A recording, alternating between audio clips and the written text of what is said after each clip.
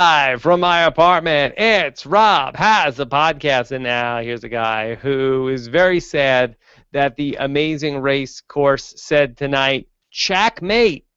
I'm Rob Cesternino. Hello, everybody, and welcome to our Amazing Race recap here for episode number 7 of season 27.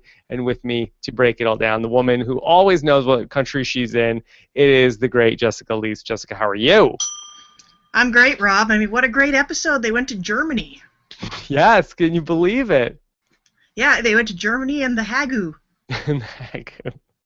And they went sightseeing in Paris. Yes, well, who wouldn't want to go sightseeing in Paris? Yes, I guess so. Anytime probably you're not on a race. Exactly. There's that thing. All right, so a lot to get to tonight here on our Amazing Race wrap-up show. Here we are on Friday night. It is November 6th, and Jessica and I are live here on RHAP.com. We've got our chat room open here on RHAP.com. Plus, we're going to be taking your tweets, hashtag RHAP, and then also on our YouTube channel at RHAP.com/YouTube. Jess, how has your week been? My week's been busy. It's been a long week, and I'm glad to be at the tail end of it. TGIF. TGIF, for reals. That's right. Right, and this is also, we are in the back stretch of the Amazing Race season, correct? Right? Yeah, we're kind of over the hump now, aren't we? Yeah, we are over the hump. Only, 6 episodes to go? Yeah, 5 or 6. Was this episode 7? Then we got 6 more episodes. Yeah, so a lot going on here on our Amazing Race wrap-up show. All right, Jess, so sadly tonight we lose Team Chack Attack, Rick and Cindy, who were some of my personal favorites. It was a tough night. They were my winner picks. It was a tough night for Rick, especially, of Rick and Cindy. Yeah, I mean, that was maybe one of the worst Amazing Race-related injuries I've ever seen, and that was worse than about 90% of the ones I've seen on Survivor as well. What exactly happened? He got a mosquito bite on his face? He said he thought it was a mosquito bite. I've never seen a mosquito bite swell up like that. I don't know what animal that was that bit him, but I hope it never bites me. Yeah, I think he might have got bit by a rat sleeping on the floor of the ship, right? I think we learned something about where is and is not a good place to sleep. Yeah. All right, so we will talk about some of the mishaps of Rick and Cindy tonight, plus much, much more on a night where, once again, Justin and Diana, even though it looked like it was going to be a little grim earlier tonight, they managed their 4th first-place finish of Amazing Race 27. And their 2nd first-place prize. Yes. Wow, what a prize. What'd they get? $31,000 and an 89-minute massage? That might be the biggest prize that anybody has ever won for winning a leg. Now, is that because, do you think the people from Fitbit listen to our podcast in the past and you scoffing at the sort of paltry Fitbit prize package that people have won in the past? Well, at this point, Rob, I just assume every decision that they make on The Amazing Race is down to stuff that we criticize them for. I said I like that. I said I would want that personal trainer for a year. You made fun of it. Yes, I did. I did make fun of it, and they did away with it. So thanks for listening to me, Fitbit. Yeah, they're like, we'll show that girl that thinks this was a dumb prize. We'll give them $1 for every step they took. Yeah, I don't have to make the tired old second prizes 2 Fitbits joke. Yeah, I bet they were really regretting that they didn't do the Double Dutch challenge after that. Yeah, no kidding. How many steps would that have been? There would have been a lot. All right. So, I wonder if they were tempted to just start going like this with their Fitbit to rack up the points, because I know I do that with my pedometer sometimes. Is that what you do? You're cheating yourself. Well, it's if I'm at 9,998 and I've gone to bed, I'm gonna get up to 10,000. Goddammit. Yeah, I guess you do sort of burn calories from that. Yeah. Yeah, I mean, it just records something that's kind of looks like a step is a step. An appendage was moving. I think that's all it needs to know. That's all it needs to know. That's all I need to know. Okay. Just let's write the eulogy for Team Chack Attack. What really went wrong here? Because you had 2 people where it seemed as though attention to detail was going to be their strong suit, but it did not really come out that way in the wash. Well, I think there's a couple of different kinds of attention to detail that you got to think about when you're going to go on The Amazing Race. And one of them served them very, very well in tasks because they have that kind of medical precision. But when you're a doctor, you stay in one place all damn day, right? You're doing things like on a kind of a micro level, and on a macro level, you don't need to be as concerned. So things like, you know, which train to take and how to navigate precisely, not necessarily their strong suit, and they screwed up in two different places, and I think a different decision on either one of those ends would have ensured another week for the Czechs. Yeah, thematically, it really seemed like it was on both ends of the race where it was, so, and really three different times that they had issues with the transportation tonight. With one, the Rotterdam versus Amsterdam train, where Yeah. they didn't get off when they were supposed to at Rotterdam. They thought they were going to Amsterdam. They had to be told that it was, no, not Amsterdam, Rotterdam. And so they had to go back and then double back. That one didn't hurt them too badly. I think they were still like in third place by that point. Then I think what really probably might have hurt them the most was the ill-fated decision to take the bus instead of the tram, which the other teams were taking around. It seemed like they waited for a bus forever, and Cindy seemed like she was really losing her patience, and Rick sort of said, like, stay the course that whole time. I think that was probably the most killer error of this entire leg, even though, you know, the bus ultimately came, and then we had the thing at the end of the episode where they got on the wrong tram that was going to a different place than they ultimately needed to go, and they thought it was one that was making two stops before taking them to the pit stop. Yeah, I think you're spot on about that, Rob. I think the biggest thing they did wrong, and it seemed like everybody else, they were getting on a bus to a tram, and it seemed like everybody else just went straight to the tram. So there was something in there that they kind of missed, I think.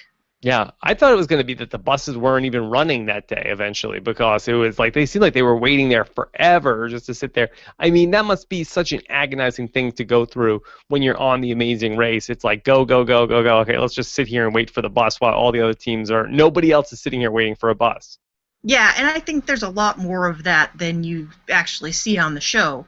There's a lot of stop and go, and you're really only moving for a few hours in any given day on The Amazing Race. So I think it's got to be incredibly frustrating in all of those moments to feel like there's nothing you can do in that moment to further your position, and you know what's up ahead, but you can't do it yet. I think that's got to be incredibly upsetting, and I can definitely see where Cindy was coming from with her sulking. I think I probably would have sulked too. Yeah, and this was really a race where, you know, the Czech Attack was probably lucky to get to this point, even though I was huge fans of them this whole way through. I mean, they were like forgetting things at legs, and it just seemed like, you know, time after time after time. It wasn't like they struggled with any of the challenges too much. It was just that they had it was difficult for them to sort of get from point to point and be able to follow the directions of the clues. Yeah, it was. They do not strike me as seasoned travelers. No, perhaps not.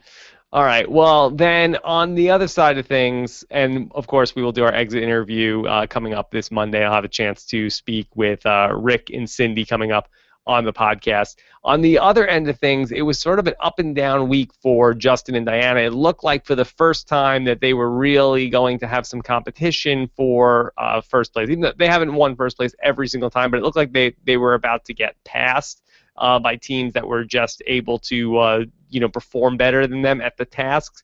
But ultimately, they end up coming through and resuming their rightful place at the top of this race. Are you beginning to see any cracks in the Justin and Diana team?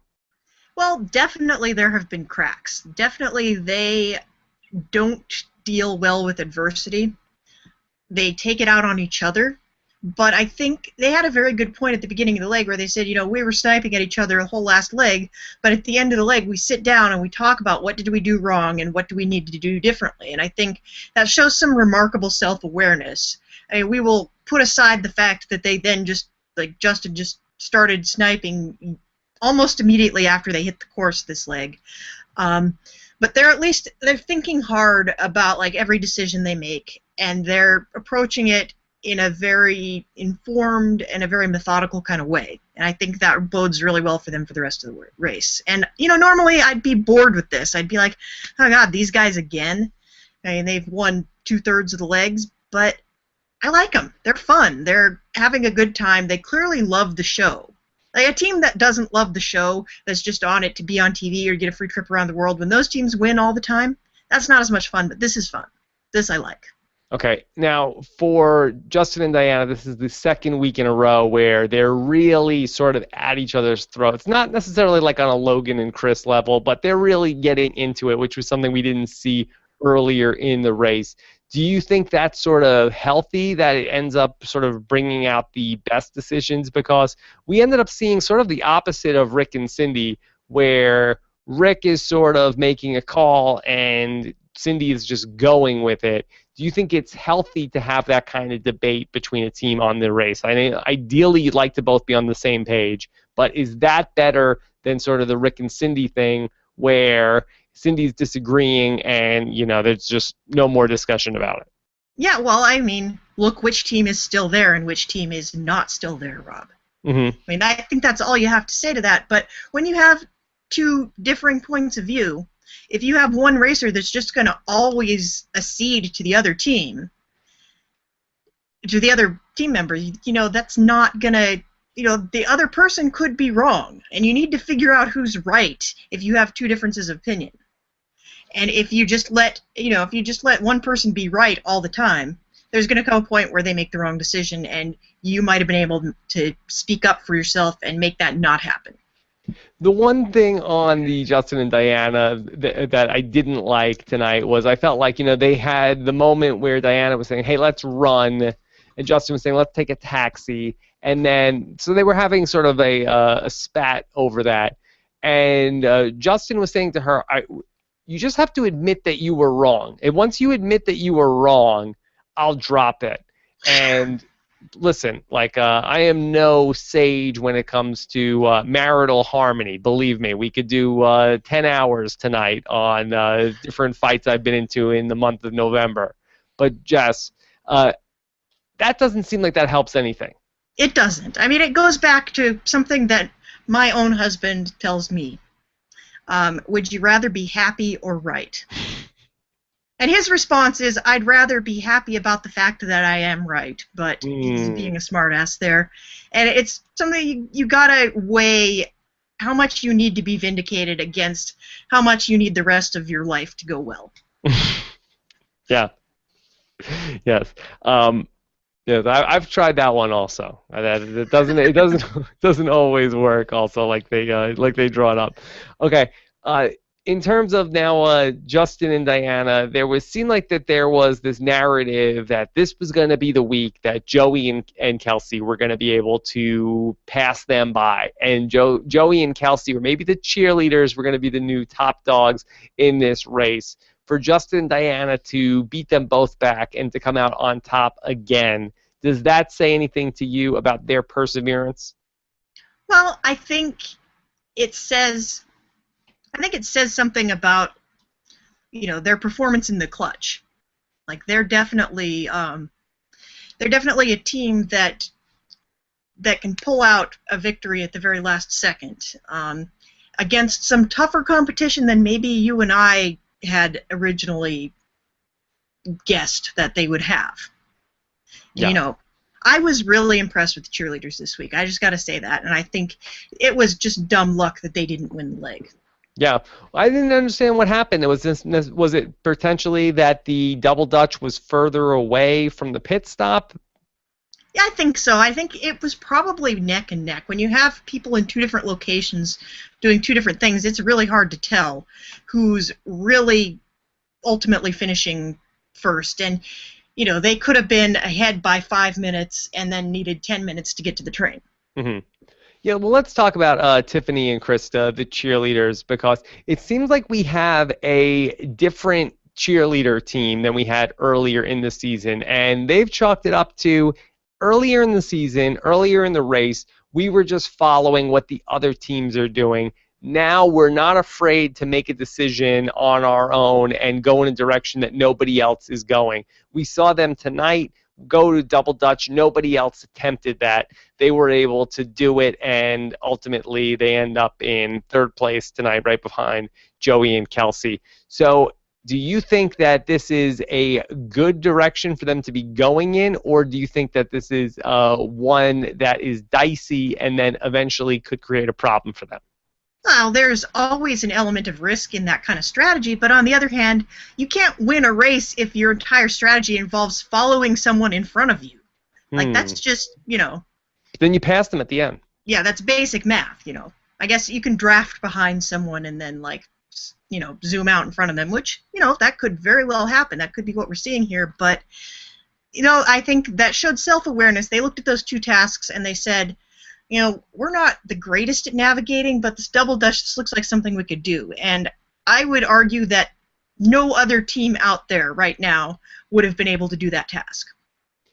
Well, let's talk about that navigating task. We had ship or skip, and we had the double dutch. Is that where it came from? Is that why they call it double dutch? I guess. I don't really know. Double dutch is scary.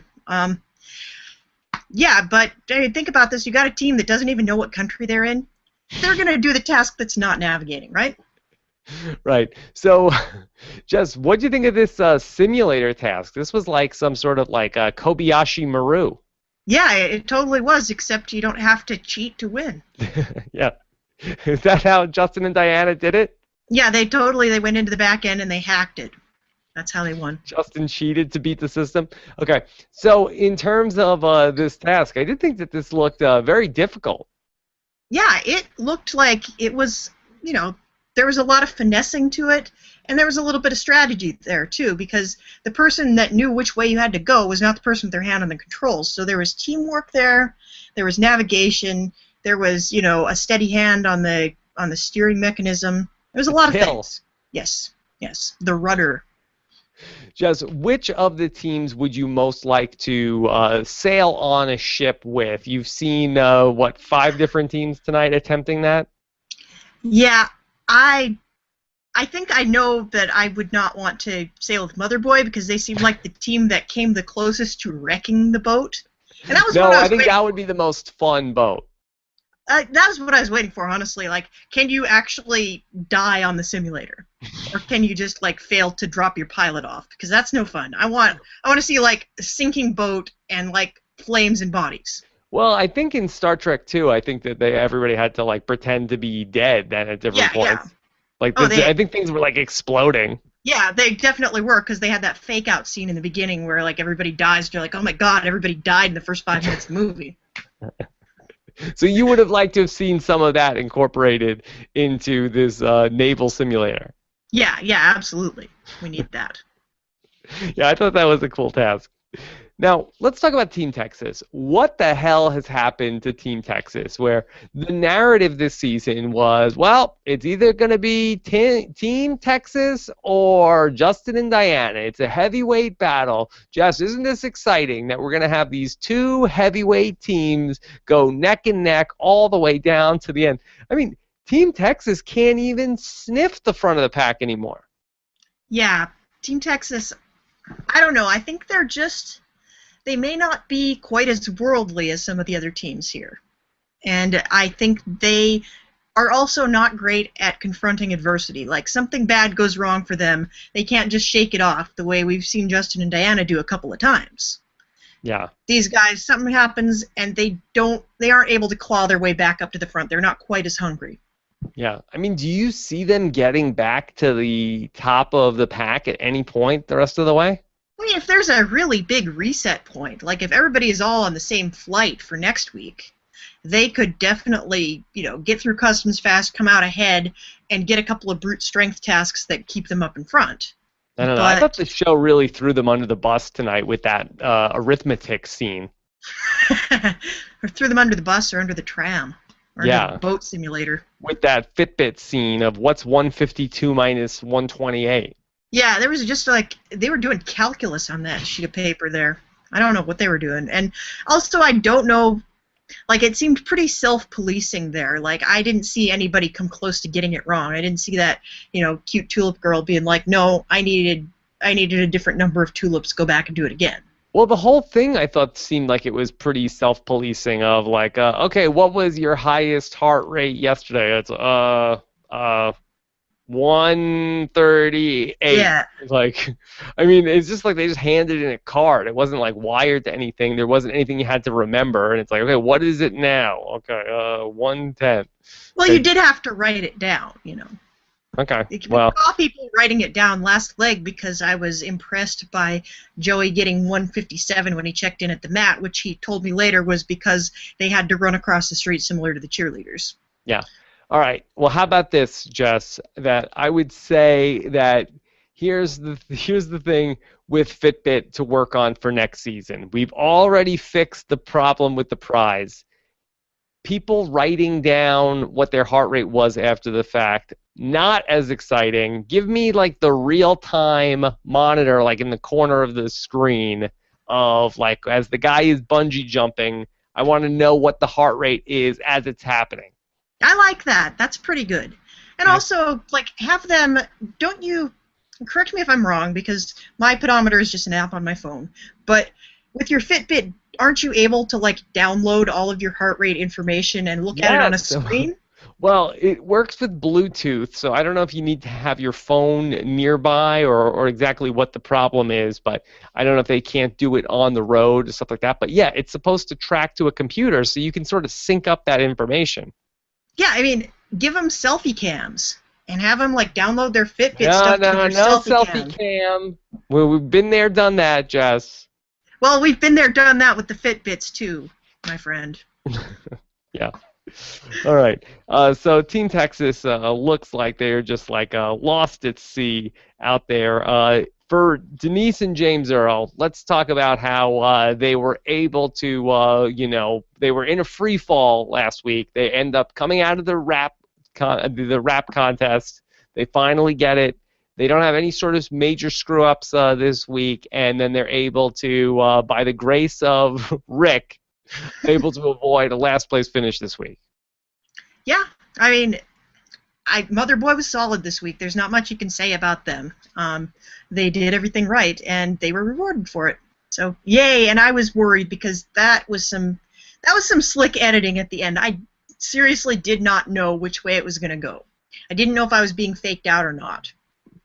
I thought that was sort of like an interesting, almost prisoner's dilemma, where you had Team Denise and James Earl like waiting to get on a tram, and then you had Chack Attack where they were getting on one. Did you think it would have been a better move to potentially? Now I know it was the best case scenario, but if you were in that spot, would you have gotten on the same tram that your competition was getting on? Hell no, I'd get on the right tram, and I'd know which tram was the right tram. I mean, it's sort of like, well, you can't necessarily lose by picking the wrong train. Right. But you just want to make sure that you're doing the right thing, and it doesn't matter what everybody else is doing. Just keep your eyes on your own work and make the right moves, and if the other team does something wrong, then that's good for you. Okay. All right, let's talk about Kelsey and Joey, because tonight seemed like it was going to be their night. It seemed like it was almost a passing of the torch that was going to be happening, and ultimately they did not get first place. They got second place, still very respectable, and still the first loser. Good night overall for Kelsey and Joey. Before we talk about their performance tonight, we have not yet discussed the Kelsey and Joey baseball hats. What is your take on that, Jess? Well, I think a couple of teams are doing this season, and someone always does it, where it's similar to when you're running a marathon. You wear a shirt with your name on it, so that while you're running the marathon, people will shout your name, they'll see your name on your shirt, and they'll cheer for you, because they feel like they have a connection with you, and they feel like they know you because they know what your name is. So this is the strategy behind having a hat with your name on it, because you're wearing those like all through the Amazing Race. And, the downside is that all the people on Reality Fan Forum are going to be able to figure out who you are that much sooner. That probably pisses Bertram off a fair amount. But you have people that will connect to you and help you and give you directions because they see, they know what your name is, and they feel more connected to you because of that. Well, that's really interesting. So you're saying that you go to another country and you're in Rotterdam, and because your hat says Joey on it, like a random person will be more likely to talk to you and help you? Yeah, you're more approachable because you know they connect with you because they feel like they know you already. All right, well, get this. What do you think of this as an idea? What if everybody started wearing name tags? That's an interesting idea. And Think that would save production a lot of trouble of having to superimpose their names across the bottom of the No, screen. no, no, no, no. You misunderstand, Jess. I'm talking about everybody starts wearing a name tag. Everybody in the world. Yes. Well, that just if everybody did it, then it's like if nobody does it. All right. Well, I'm going to say something to the mayor. I think this All is a right. good idea. You do that, Rob. Let me know how that works out for you. So, for Joey and Kelsey, are you seeing signs? Are you buying the hype for Joey and Kelsey? I think Joey and Kelsey have a really strong case to make the finals, if not to win. Despite the Hagu snafu? Despite the Hagu snafu, despite the discovery that Den Haag is the Dutch word for Hagu, which is whatever they were doing, Joey and Kelsey got a winner's edit quote tonight. What was it? They said something to the effect of they are hungry to win first place, and they keep coming up close but not getting it, and they feel like they're going to get it. Okay. I think could that potentially mean that they just have a first place leg edit coming up soon? Yeah, I mean, that's happened before.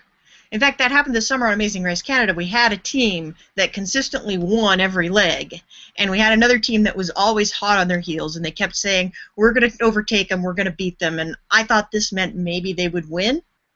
They ended up second behind the team that won all the time, but they did win one leg, and after they won that one leg, we never saw them again. Well, Jess, you're the expert. Are you getting a winner edit from Justin and Diana? No, I'm not. I think they're getting a lot of buffoony kind of clips. Well, what are you seeing specifically? Can you cite some examples of things that you're seeing in the edit that says, okay, I don't feel like they're going to win, or that was actually bad for them that they showed that? Well, we're showing them arguing with each other in a kind of a nasty way.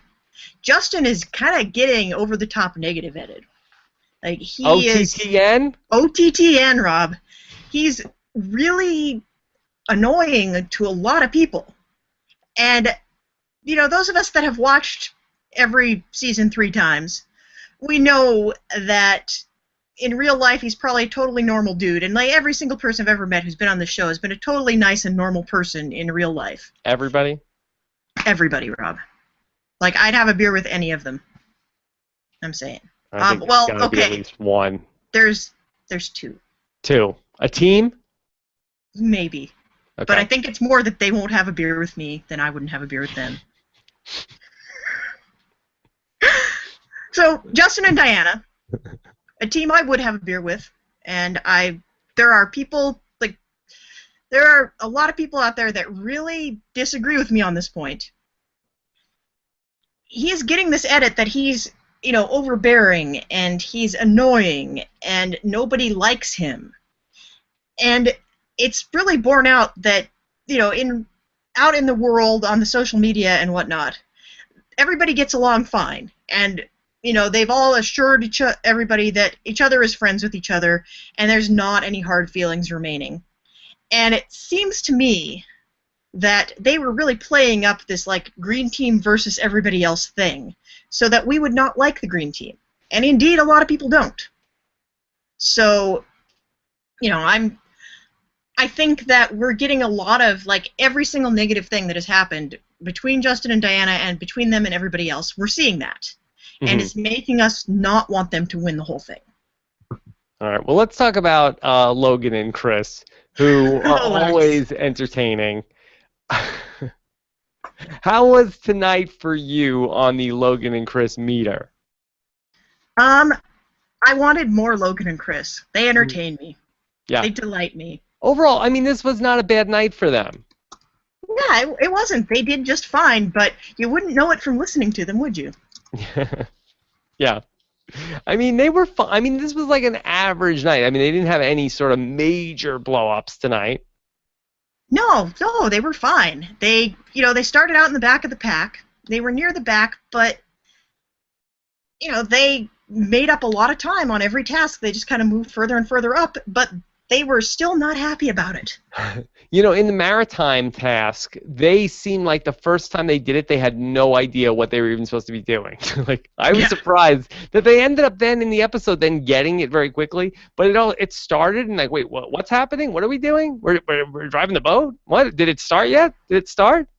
I gotta be honest, Rob. If we were the only people at the task, I would be really, really tempted. If I knew I could just start over again immediately on that first try, I'd be really, really tempted to drive the boat into the side of another boat just to see what would happen. Ram speed? Yes. She's gone to ram speed.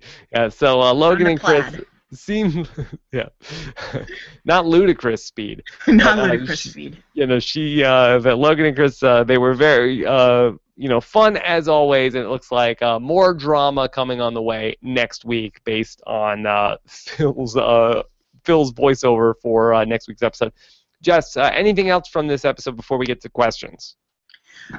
Well, there was a great mispronunciation. I believe it was Chris that is responsible for one of the places they had to go tonight was Kinderdijk, and there was a really unfortunate / hilarious mispronunciation of Kinderdijk. I didn't even pull it. I said, okay, well, let's not. That's all I have to say. I don't even have to tell you what it was. You had to be there moment, we'll say. It kind of was, but it was suggested to us that we should make that the hashtag, and I said, I think we don't want to wind up on a watch list. Yeah, okay. So, Jess, let's jump into some of these questions tonight. Coach's Beard, our good buddy, says, what's more inept, confusing Rotterdam and Amsterdam or not being able to subtract 128 from 152? Well, 128 from 152 is third grade math, and Rotterdam and Amsterdam is fifth grade social studies. Okay. You have your answer. Yep. All right. How about Voice of Silence, who says, was this the all-time easiest routine to learn on The Amazing Race? I guess that would be the double Dutch. Yeah, I think the double Dutch looked hard. I would have had trouble with that. And, I jump rope with a single rope fairly often, and double Dutch just eludes me totally. Yeah, I was saying to myself, would I possibly be able to do this? And I think I could possibly time the jumping up and down, but then where I'm jumping and then I also have to do this, that's it. I would not be able to do it. Just let's switch tasks to go to the boat. Yeah, I would wind up, I think I could probably get the rhythm if I got in there, but it's the getting in there. I'd be covered with welts. I'd have rope marks all over me. Okay, let's keep going to Connor Berry says, what an episode tonight. Are the cheerleaders actually doing well or just lucking into their wins? Luck or skill for the cheerleaders? It's skill. It was a long time coming. They didn't know they had the skill. They are finding skills they did not know they had. Yeah. No, they've really come into their own. I've been very impressed. Yeah, I think it's fantastic. I think they're contenders to make the finals, and that would be really cool. Yeah. By the way, on Twitter, I did see that Krista said that she was very bored with this week's episode of The Walking Dead. Oh, well. I'm glad that there was an exciting, amazing race to make up for that, but she already knew what happened, so. Yeah. All right. John Johnson says, are the cheerleaders the new Amy and Maya? No. No, they're a different casting type. Because, correct me if I'm wrong, and I have to get my Amazing Race wiki out. I don't think that, what was Amy and Maya's highest finish on the race? First. I mean, before that. Yeah, before that, it was third, I think. I mean, they've been, second and third back-to-back weeks here? They've been very close to winning a couple of times, and they haven't been, Amy and Maya were, quietly competent. And the cheerleaders went from, mediocre to very, blatantly competent. Mm-hmm. And I think that's a different trajectory. Yeah.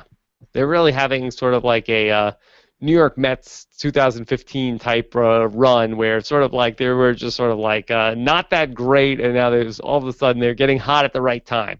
Pour one out, Rob. Yeah.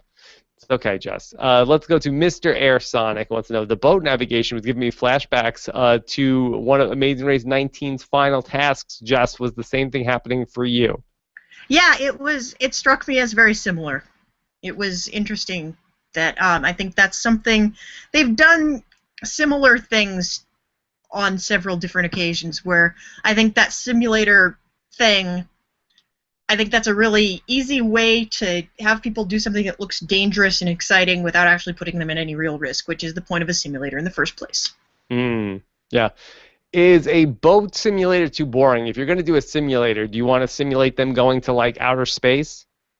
That'd be fun. Like, do a space camp task. Max sends Kelsey to outer space. Did you ever watch that movie? Yeah, like when it came out. Yeah. I was like 8. Okay, Jason A says, are you surprised that Logan and Chris made the final 6? Can you see them making the final 3? What is the upside for Logan and Chris, the most dysfunctional team on The Amazing Race? Dysfunctional teams have done very well in the past. I think you need to only look as far as like Flo and Zach. One of the more iconic teams of the very early years. They were at each other's throats the entire time, or really more Flo was at Zach's throat, and Zach sat back and took it. And they made it all the way to the end, and they ended up winning. So there's a team, like, you can be totally dysfunctional within yourselves, and if you do okay on the tasks, you can keep squeaking by. Okay. Let's take another question. This is from Eric Colston, and he wants to know, how much money would you two get based on your steps from today so far? Oh, boy. Okay. Easily $15. Yeah, I made 10,000 yesterday, but Yeah. I don't know how. I didn't walk to work today, so I don't know how I'm doing. This was not the right day to ask me that question. No, me either. I had to get to work fast, and I had to get home fast, and I am at 22:31 for the day. Yeah. But my getting to work is about Going upstairs. 12 steps. Yeah. Yeah. Yeah. I could be under 1,000 for the day today. Yeah. No, I've had a good week. I've averaged 10,000 all week, but today I wasn't going to be doing any extended amount of walking. So. Yeah, this would be one of the worst days to ask me that question. Don't ever ask me that on a Friday. I have to be home for Amazing Race. All right, Voice of Silence wants to know, why is the race avoiding driving by themselves so much? Does CBS still have to pay for Mike and Rochelle's tickets from last season? Yeah, it's a good point. We haven't seen a whole lot of self-driving, but I think it just depends on. I think it just varies according to the year and according to where they're at. No, I think the big question. I mean, is Ford still a sponsor on The Amazing Race? I think that's the bigger question. Mm-hmm. Yeah, if Ford's not throwing a bunch of money at them this time, or maybe Ford's going to come in a later leg. But I think this. Chat room, have we had any Ford vehicles so far this season? I feel like we have had some Ford, but it was pretty early on. I think it's just the places they've been have not been good for driving. Like, you can't self-drive in Rio. You can't self-drive in Buenos Aires. You can't self-drive in... What about Amsterdam? No. You could... They usually put people on bikes. But, we didn't go to Amsterdam unless you were the Chacks this leg.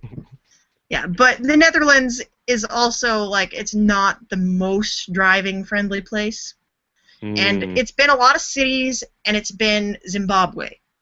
Yeah. So, it's not a real driving kind of course yet. That might change. But. Okay. Let's take a question from James Berglund, who says, how does the green team's edit compare to Rachel and Dave? Dominating, bickering team. I would, if I had to choose between being married to Justin and being married to Dave, I would definitely choose being married to Justin because Justin at least has a sense of humor. This sounds like a ding, marry, kill setup. Yeah, it is, but I don't know who the third would be. All right, well... But, Rachel and Dave no longer together. And really? Seems like there's a pretty good reason for that. Remember, Rob, we had a whole thing on, I know. Yeah. It took me a second to remember that. What happened? It was like that we saw it on some Facebook, and it was like unclear whether they. She was engaged to someone else, I think, was what we found. We have it straight from one of the cast members this season. James Earl says he does not remember any Ford stuff in the early episodes this season, so I'm full of it. Thanks, James Earl. Okay. Go Mother Boy. I wonder if they might just still be advertising, but not like product placement. Yeah, it's true. I mean, but they got to be paying for this course somehow. And, we're not cutting corners the way that, like, season 24 did. People don't have to shave balloons. So there's some product placement. Did Fitbit throw that much money at them? Shaving the balloons.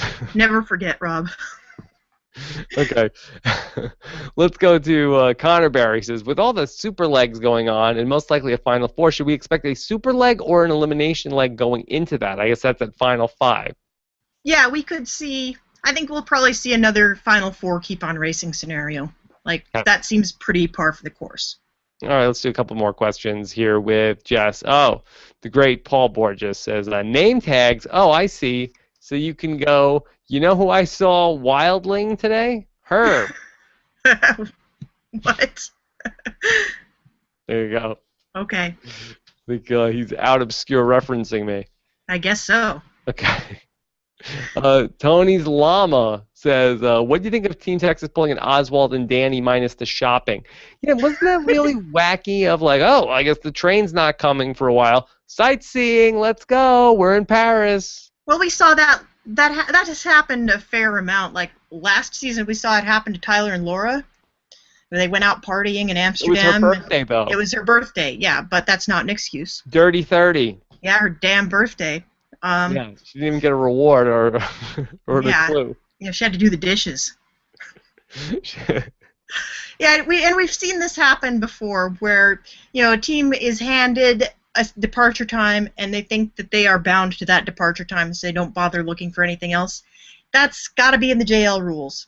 If they tell you you have a departure time, but you can go look for something else, go look for something else. Mm-hmm. You can sightsee after you win $1 million. Okay. I agree. I feel like the last thing I'd want to do, we have some downtime on the Amazing Race. Let me go to sleep. How about that? Instead of, why don't we just go run around and do exact same things we would be doing if this was the Amazing Race? Yeah, no kidding. I mean, I would say the only time that you know for sure you have downtime is like after you've got the plane ticket and you know you're in front, like go sleep in the airport. That's what you should be doing with your downtime. Okay. Then let's take this question. This is from Ryan Menio. I think the first sign of a bad edit was the crappy hashtag for Justin. Yeah. Is that it? Well, I mean, in fairness to Justin and Diana, it seems like the hashtags this season are based on what the other racers are calling people. So they're calling Justin and Diana the green team, and they have been ever since leg 1 when nobody knew what their names were. They may be calling them something we can't repeat in mixed company. That's true. That wouldn't make for a very good hashtag. That's the TV safe version of Justin and Diana. Okay, Jason wants to know, what's your favorite challenge from tonight's episode? Jess, do you want to talk through the challenges real quick? All right, so we got the Van Gogh at the windmills with tulips tacked onto the end of that. So it's basically, let's just go down the list of everything we know about the Netherlands, and let's just throw that all into one task. And I do generally like those detail-oriented things where you have to run around a lot and try to find something that matches something else. That's a very common Amazing Race trope. And it tests a different set of skills from the ones they usually test. So I like it in that regard. It's not very exciting television most of the time. It was not very exciting television, So that's definitely not it. And then, we get back to town, and we've got, I think the boat simulator was a lot of fun. But again, it wasn't like, it seems like it was a lot of fun to do, but maybe not as much fun to watch. Yeah, like they really needed to have like people like screaming like on the boat. Like I think they always have so many extras and actors and stuff like that. Like I think they needed like some people that were sort of like dressed in like naval garb, like Captain. Like I think that you could have had some like some guys like causing a ruckus there. Yeah, or at least get those, like, they have those guys that they picked up from Blind Date that do the animations on the screen. Like, just, like, have a little boat come along and, like, sink and everybody screams every time they fail the challenge. Like, that's all I would have asked for. That's all I needed. Yeah, somebody could make some, like, I'm the king of the world type jokes. Like, there was a lot of fodder there on the boat, I think. Yeah, I think there was room for improvement on that boat thing. Okay. Let's do one or two more questions. This is from Mr. Airsonic. The tasks this episode were crazy difficult, except Double Dutch task. Why didn't more teams choose it? I think everybody is severely underestimating how hard Double Dutch is. Mm-hmm. Yeah. So, that's my challenge for you guys this weekend. If you have two friends, I get do two not. ropes. Yeah. See, this might be the I challenge have neither. This might be a challenge for a lot of people. Find two friends and try that Double Dutch thing yourself. Okay. And get And then we'll go one last question from Mr. Aersonic. Who here thought Joey and Kelsey would get first for sure when they began talking about Justin and Diana always edging them out? That's the winner's edit quote. They're going to come up from behind Justin and Diana, and they're going to win the whole thing. I think that's what's going to happen. We will see. All right. So, Jess, we will have our exit interview with the Chack Attack. That will be early next week. So, looking forward to that. And plus, much, much more. Did anything strike you for something you're going to be writing about? No, and I've been kind of dropping the ball on the writing. It hasn't been a really writing-worthy kind of season so far, but I will think of something good this week, and I promise you guys there will be a good blog. Okay. All right. So we need a hashtag, Jess. Well, I've got a good one, but you're going to reject it for being too long. What is it? Kobayashi Hagu. I think that I'm going to reject it for being that other than me and you, I don't know how many of our viewers are going to understand what that's about. Well, then I'm disappointed in our viewers. Well, why don't we just go with Hagu Snafu? Hagu Snafu. I like it. Although I feel like I'd like to do a throwback to last season and do Amsterdam Birthday. I think would be a good one for if we were ever going to go back for evolution. It would be a good chapter for evolution of Amazing Race for last season. It would. It would. It's a shame that it's taken us this long to think of it. Yes. All right. Well, I think that we didn't know it at that point. Yeah, we didn't know it. It all hadn't happened yet. It's probably the first time we talked about that since then. Yeah. That's true. All right. So next week, The Amazing Race keeps rolling along next Friday night. So be here at 9:15 p.m. Eastern Time for another Amazing Race wrap-up show. Plus, it's going to be an international Amazing Race wrap-up show. Yes. Because I'm going to be coming to you live from Toronto, Ontario next week. Oh, wow. Okay, so we will be. It will be a banner show next week, so be sure to check that out. And then I thought we had a really fun Survivor podcast yesterday with Trish Hegarty and voicemails with Jordan Parhar. So lots of fun stuff in that podcast as well. Plus my exit interview with the latest person kicked off of Survivor, and all that good stuff is up on robhasawebsite.com. All right, Jess. Have a great weekend. We will talk to you guys again soon. Take care, everybody. Bye. Bye.